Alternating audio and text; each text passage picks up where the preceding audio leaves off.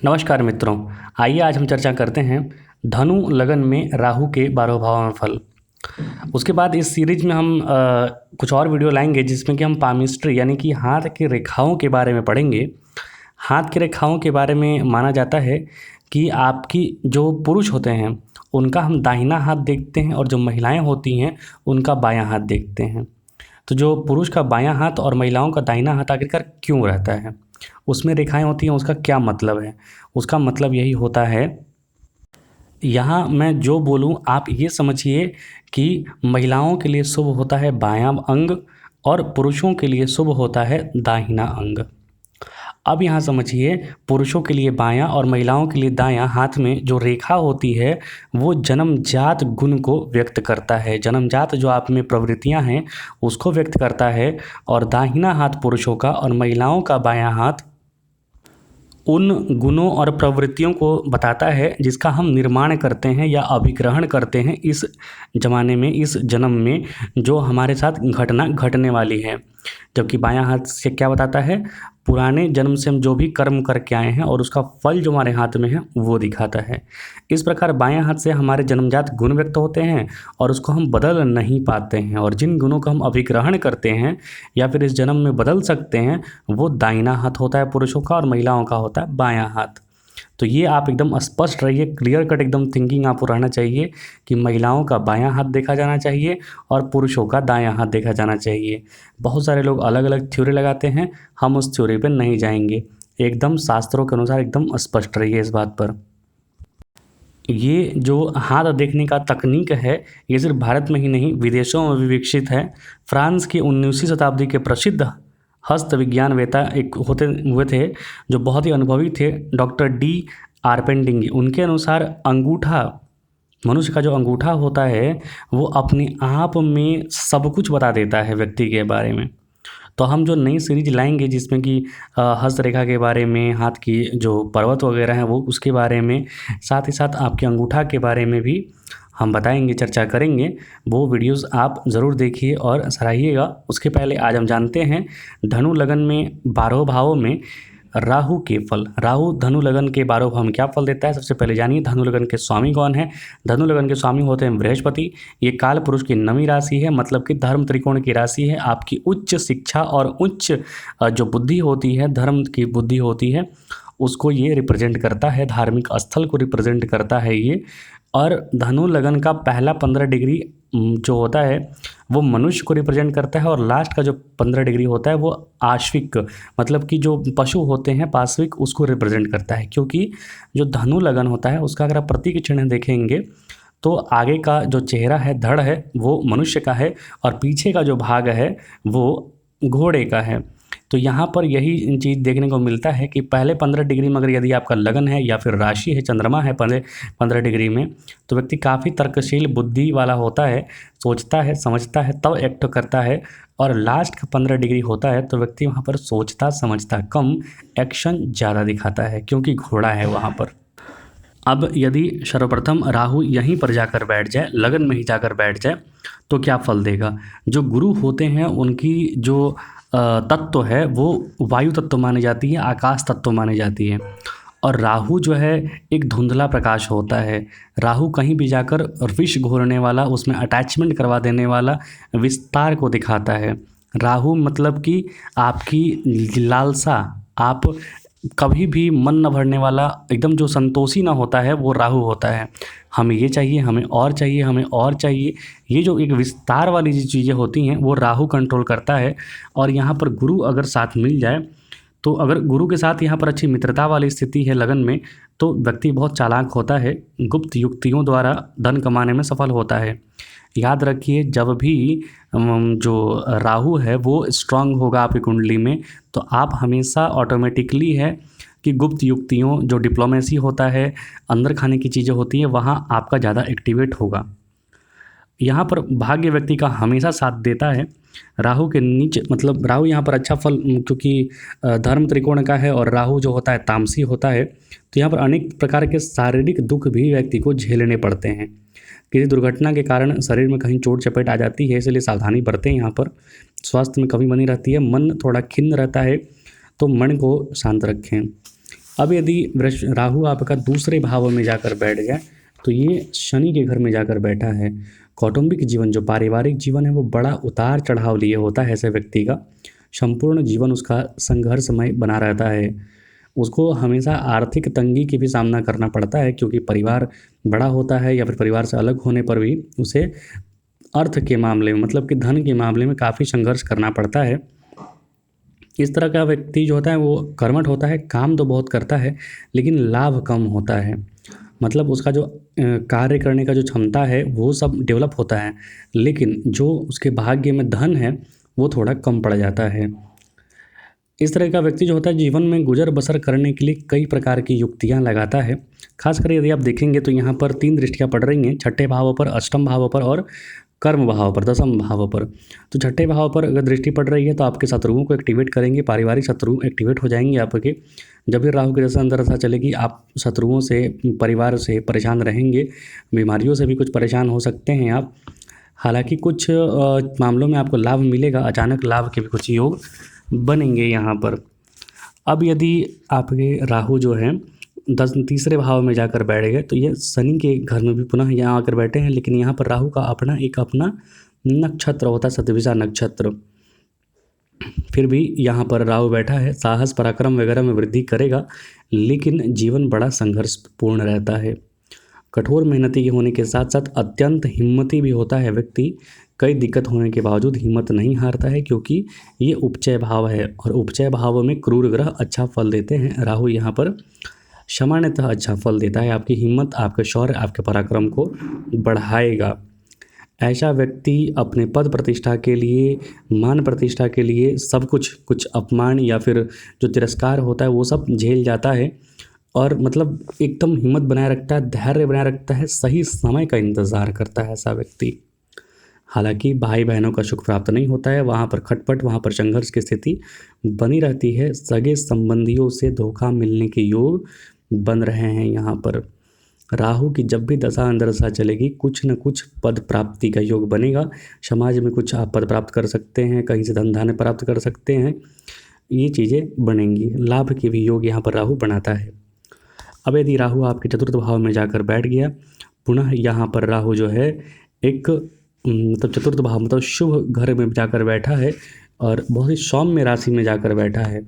बहुत अच्छे फल नहीं देगा। पारिवारिक संपत्ति, पारिवारिक मामले, अपना घर, वहाँ पर शांति नहीं बनी रहेगी, वहाँ थोड़ा परेशानी हो सकता है। व्यक्ति को अपने मित्रों के करतूत से सावधान रहना चाहिए। अत्यधिक परोपकारिता आपके लिए यहाँ पर खतरा बन सकता है। अपने आप को परोपकार कीजिए, दूसरों का मदद कीजिए, लेकिन सतर्क रहकर। मित्रों के करतूत से परेशान रह सकते हैं आप, शिकार हो सकते हैं, मित्रों से सावधान रहें। उसके बाद भूमि संपत्ति का अभाव हो सकता है। जीवन का कोई पल आराम से नहीं बीतता है ऐसे व्यक्ति का, तो सोच समझ कर ही कार्य करें। कभी कभी समस्या तो इतनी ज़्यादा घेर लेती है कि हमेशा ऐसा व्यक्ति दिक्कत महसूस करता है।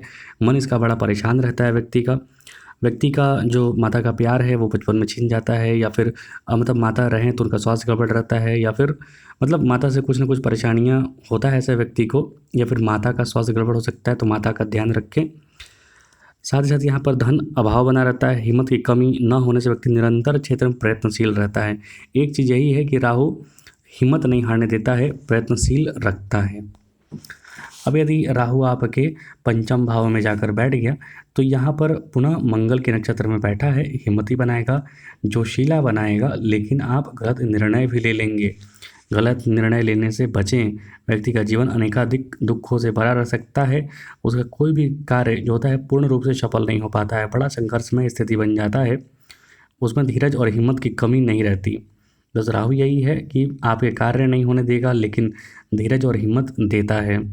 सदा चिंतित रहने से दैनिक जीवन भी प्रभावित होता है। सदा चिंतित रहने से बचें और अपने कार्य को करते रहें। इस तरह का व्यक्ति कम पढ़ा लिखा होता है, लेकिन जो बुद्धि होती है अच्छी होती है, और कभी कभी देखा जाता है कि उसकी बोली भी अनपढ़ों और घुमारों जैसी हो जाती है। अपने स्वार्थ के लिए वह कई अनैतिक कार्य भी कर सकता है, क्योंकि यहाँ पर रहकर यहाँ सूक्ष्म बुद्धि का भी घर होता है ये। तो सूक्ष्म बुद्धि पर राहु का घेरा है, राहु का प्रभाव है, तो जाहिर सी बात है कि उल्टे पलटे निर्णय, उल्टे पलटे कार्य राहु कर सकता है यहाँ पर। क्योंकि यहाँ पर राहु लगन से भी संबंध बना रहा है, तो डायरेक्ट आपकी सूक्ष्म बुद्धि को लगन से जोड़ देगा, तो आप गंवारों जैसी हरकत, उल्टा पल्टा कार्य कर सकते हैं, वहाँ पर सतर्क रहें। अब यदि राहु आपके छठे भाव में जाकर बैठ जाए तो यहाँ पर शुभ स्थिति में हो जाएगा राहु, क्योंकि छठे भाव में राहु बैठा है, शुक्र की राशि में बैठा है, शुक्र से कहीं मित्रता हो गई, शुक्र से कहीं अच्छा संबंध बन गया यहाँ पर, तो व्यक्ति धन कमाने में निपुण होगा। कूटनीतिक चालों एवं गुप्त तरीकों से धन कमाता है ऐसा व्यक्ति। प्रायः देखिएगा कि राहु जिसका भी स्ट्रांग है जिस कुंडली में, वो लोग काफ़ी डिप्लोमेटिक लोग होते हैं। वो तो कूटनीतिक चालों एवं गुप्त तरीकों से धन कमाता है व्यक्ति। वह विरोधियों से भी अपना कार्य जो होता है कामयाबी पूर्वक निकाल लेता है, मतलब उसके शत्रु भी उसका कार्य कर देते हैं, ऐसा व्यक्ति होता है यहाँ पर। ऐसा व्यक्ति ईश्वर के प्रति श्रद्धा भाव कम रखता है, क्योंकि देखिए यहाँ पर कौन सा भाव एक्टिवेट है, यहाँ पर छठे से बैठकर वो कर्म को एक्टिवेट कर रहा है, मतलब कि धर्म से कम कर्म से ज़्यादा जुड़ा रहेगा। ये अपने ही चालों पर, अपने ही पद चिन्हों पर ज़्यादा यकीन रखेगा, खर्च इसका ज़्यादा होगा, खर्च पर मतलब कंट्रोल करे। उसे माता का संपूर्ण प्यार भी नहीं मिल पाता है, वहाँ थोड़ा परेशानी होता है। वो स्वयं के साहस और मेहनत से ही सफल होता है। अब यदि राहु आपके सप्तम भाव में जाकर बैठ जाए तो यहाँ पर बुध की राशि में बैठा है, वाणी बहुत तगड़ी कर देगा। वाणी का सही से सदुपयोग करे व्यक्ति, तो व्यक्ति जीवन में बहुत सफल होता है। यहाँ पर व्यक्ति अमीर होता है, उसका स्वयं का व्यवसाय होता है, जिसके उसका आय हमेशा बढ़ता रहता है, उसकी जो इनकम है वो हमेशा बढ़ती रहती है। इस तरीके का व्यक्ति कला प्रेमी होता है, आर्टिस्ट होता है, कुछ ना कुछ उसके अंदर एक आर्टिस्ट वाले गुण जरूर होते हैं। उसके कई स्त्रियों के साथ भी संबंध रह सकते हैं, क्योंकि राहु सप्तम में बैठा है, काम भावना में बैठा है, तो उस पर नियंत्रण की आवश्यकता है। उसमें अपनापन और द्वितीय के प्रति सद्भाव कूट कूट कर भरा होता है, किसी को भी अपना मान लेता है, किसी के लिए भी अपना मानकर कार्य करता है। तो राहु यहाँ पर लगभग अच्छे फल देता है। साथ ही साथ देखिए यहाँ पर कौन सा त्रिकोण एक्टिवेट करके रखा है, धर्म अर्थ काम त्रिकोण एक्टिवेट करके रखा है, तो आपका काम जो काम भावना है वो प्रबल रहेगा, दूसरे की परोपकार करेंगे आप, आपका भी लाभ का योग यहाँ पर बना रहेगा, क्योंकि 11वां भाव एक्टिवेट है, आपका लगन भी एक्टिवेट है, और साथ ही साथ तीसरा भाव आपका साहस पराक्रम भी एक्टिवेट राहु करेगा। तो राहु की दशा अंतर्दशा जब भी चलेगी, लाभ के भी योग बनेंगे और आपका चरित्र भी निखार में आएगा। अब यदि राहु आपके अष्टम भाव में जाकर बैठ जाए तो यहाँ पर व्यक्ति कई तरीके के शारीरिक कष्ट भोगता है। सबसे पहले तो मन ही परेशान रहता है, क्योंकि राहु मन के घर में जाकर बैठा है, चंद्रमा के घर में जाकर बैठा है, तो सबसे पहले तो मन परेशान रहता है, मन खिन्न रहता है, मन पर राहु का घेरा रहता है, व्यक्ति सोचता कुछ और है, करता कुछ और है। और राहु मतलब यहाँ से व्यक्ति करने का सोचता है अच्छा, लेकिन सामने वाले को, समाज को वो बुरा लगता है। तो इस तरीके की चीज़ें होता है।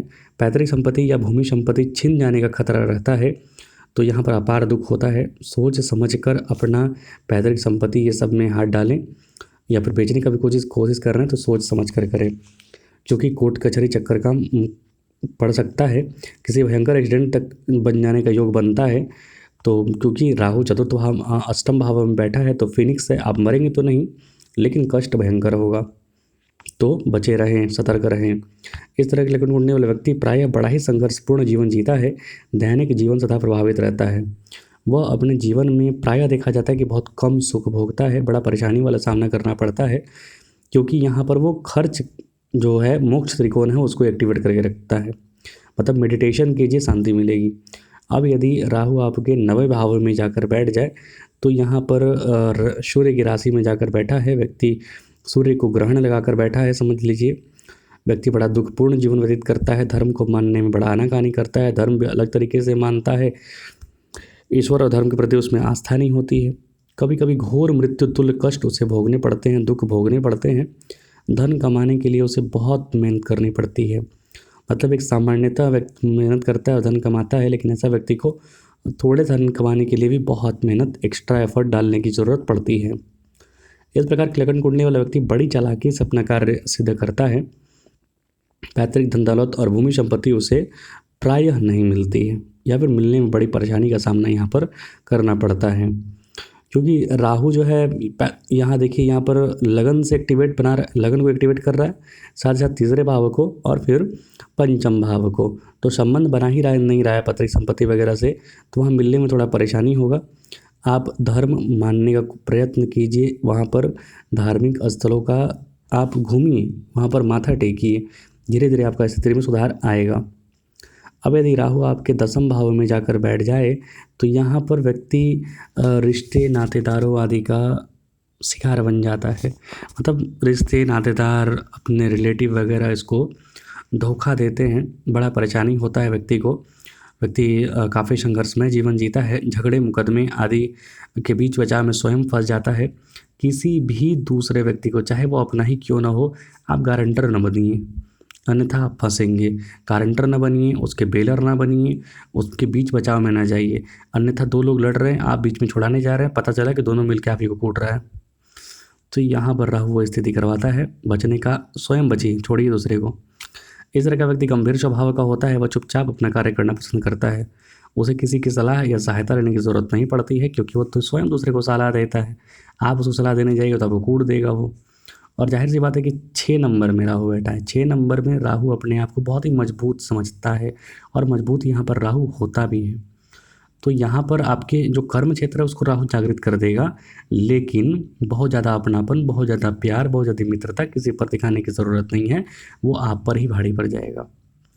अब यदि राहु आपके 11वें भाव में जाकर बैठ जाए तो यहाँ आप जो स्थिति देखेंगे, राहु शुक्र की राशि में जाकर बैठा है और यहाँ पर उसका एक अपना नक्षत्र भी होता है।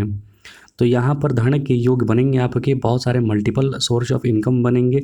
छठे से छठा है, राहु यहाँ पर उपचय भाव है, तो राहु यहाँ पर अच्छा फल देगा, धन के बहुत सारे मार्ग बना देगा, खोल देगा। व्यक्ति अथक प्रयास, अथक हिम्मत करता है तो अपने कार्य को पूर्ण करने में कामयाब भी हो जाता है। उसके आमदनी के स्रोत में, मतलब कि सोर्स में निरंतर बढ़ोतरी होती रहती है। इस प्रकार व्यक्ति को बाहर के साधनों से, मतलब विदेश स्थानों से, मतलब आपके पैतृक जो स्थान है उससे दूर के व्यक्तियों से और साधनों से और स्थान से भी लाभ के योग बनते हैं। भाई बंधुओं के सहयोग से कई जटिल कार्य समय पर पूर्ण हो जाते हैं। वह ईश्वर पर पूर्ण विश्वास रखता है। जाहिर सी बात है कि जिस व्यक्ति का सब कुछ समय पर होता जाए, धन धान्य मिलता जाए, उसे ईश्वर पर विश्वास बना रहता है। तो वही स्थिति यहाँ पर होगा। अनाथों और निर्धनों के लिए आप सेवा भाव रखिए। आप सेवा भावना रखते भी होंगे, उसे अपना धर्म समझिए। जितना आप कमा रहे हैं उसका अंशदान ज़रूर करें और दूसरों की मदद भी ज़रूर करें। जाहिर सी बात है, जो 11वां भाव होता है वो होता है इच्छा पूर्ति का, और जो पंचम भाव होता है इच्छा का होता है। तो राहु यहाँ पर इच्छा पूर्ति के भाव में बैठा है, आपकी बहुत सारी इच्छाओं को वो बड़ी आसानी से, सरलता से पूर्ण कर देगा। अब यदि राहु आपके 12वें भाव में जाकर बैठ जाए तो यहाँ बहुत भिकार घर में जाकर बैठा है एक तरीके से मानिए तो, क्योंकि राहु 12वें में बैठा है और ऊपर से वृश्चिक राशि में बैठा है। डंक मारने वाला होगा, जहरीला होगा, मन बड़ा अशांत होगा, मन बड़ा परेशान होगा, खिन्न रहता होगा। तो मन को शांत रखने के लिए मेडिटेशन और शांति के लिए कोई मंत्र, गुरु दीक्षिणा, किसी अच्छे गुरु से गुरु दीक्षा लीजिए और उस मंत्र का जाप कीजिए, मन को शांत रखिए। व्यक्ति का दैनिक जीवन बड़ा उतार चढ़ाव वाला होता है। कई जगहों पर उसे व्यर्थ का खर्च करना पड़ता है, बहुत अधिक खर्च इसका इधर उधर हो जाता है। व्यर्थ के खर्च से धन और समय दोनों की हानि होती है व्यक्ति की। और व्यर्थ का यात्रा भी यहाँ बहुत ज़्यादा व्यक्ति को करना पड़ता है। इस तरह के व्यक्ति को कई विश्वास पात्र लोगों से भी कष्ट मिलता है। अत्यधिक विश्वास किसी पर ना करें। यात्रा संभल कर करना उत्तम होता है। किसी से लेन देन करते समय एहतियात ज़रूर बरतें, अन्यथा धोखा मिलने के योग बनेंगे, क्योंकि अगेन यहाँ पर मोक्ष त्रिकोण आपका एक्टिवेट है। मोक्ष त्रिकोण एक्टिवेट है मतलब कि धोखा दिलवाएगा, आप कहीं परेशानी में डालेगा, तभी तो आपको विरक्ति होगा ना समाज से, तभी तो आप समाज से अलग हटेंगे और भगवान की ओर मन लगाएंगे, आपको मोक्ष की प्राप्ति होगी। संसार में कुछ भी बिना वजह के नहीं होता है। आपको धोखा मिल रहा है, आप धोखा खा रहे हैं, आप चोट चपेट खा रहे हैं, उसका भी एक योग है, उसका भी कारण है कि आप संसार से विरक्त होइए, मनुष्य और भगवान के शरण में जाइए। तो यहाँ पर आपका मोक्ष त्रिकोण एक्टिवेट है। भगवान के शरण में जाइए, भक्ति कीजिए, मेडिटेशन कीजिए, जीवन सफल रहेगा। इससे दूर हटिएगा, इस दुनिया के भौतिकता में फंसिएगा, सामाजिक चकाचौंध में फंसिएगा, तब आपका जीवन कष्टमय यहाँ पर होने वाला है। ये राहु के धनु लगन के 12वें भाव में मैंने फल बताए। कुछ पूछना हो तो आप कमेंट बॉक्स में लिख सकते हैं। यदि आपको पर्सनल कंसल्टेशन करना है तो मेरा व्हाट्सएप नंबर यहाँ पर इस चैनल में अपलोड है, आप फीस देकर आप पूछ सकते हैं। देखने के लिए बहुत बहुत धन्यवाद। जय हिंद, जय भारत।